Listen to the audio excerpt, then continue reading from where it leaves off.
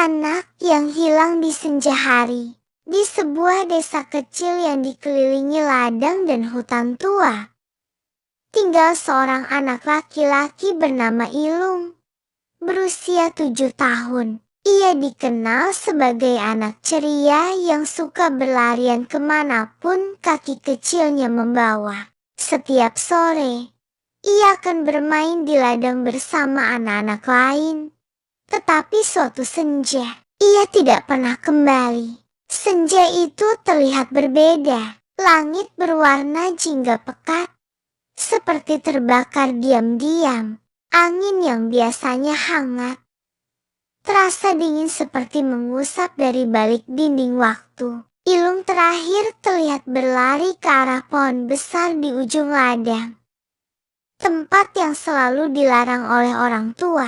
Mereka bilang tempat itu bukan untuk manusia. Biasa ada sesuatu yang menjaga pohon itu, bisik para tetua desa. Makhluk lama yang marah karena dilupakan. Tapi Ilung penasaran. Ia sering mendengar suara tawa dari balik pohon itu. Tawa kecil yang terdengar seperti suara anak-anak.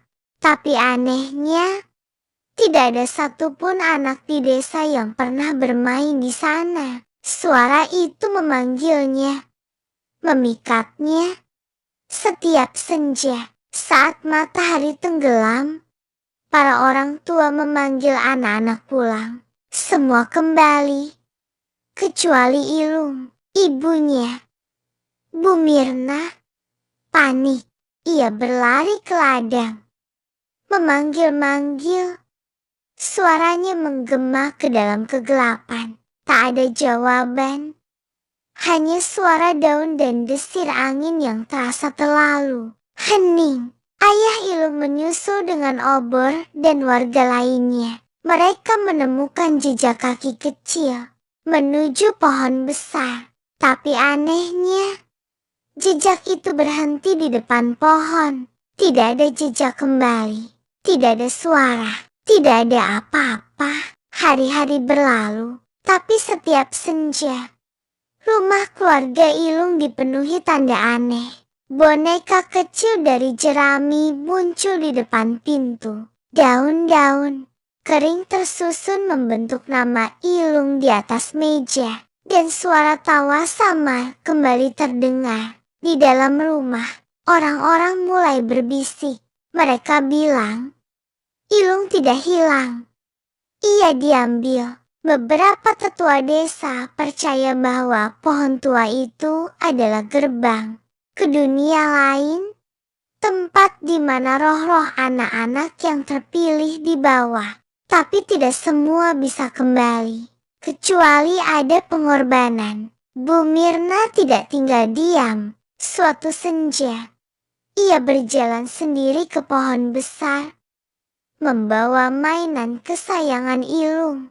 Boneka kayu yang dibuat ayahnya. Ia meletakkannya di bawah pohon dan duduk diam. Lalu, suara tawa itu datang lagi. Tapi kali ini lebih jelas. Ilung, panggilnya. Sesuatu keluar dari balik pohon. Bukan anak kecil, bukan juga binatang, tapi bayangan tinggi, kurus, dan bermata banyak. Di tangannya, ia memegang boneka Ilung. Mulutnya tidak bergerak, tapi suara keluar dari sekitarnya. Dia suka di sini, tapi dia menangis. Dia ingin pulang. Kau bisa membawanya pulang dengan syarat. Apa syaratnya? Tanya Bu Mirna gemetar. Temani kami satu senja selamanya, tanpa ragu. Bu Mirna mengangguk.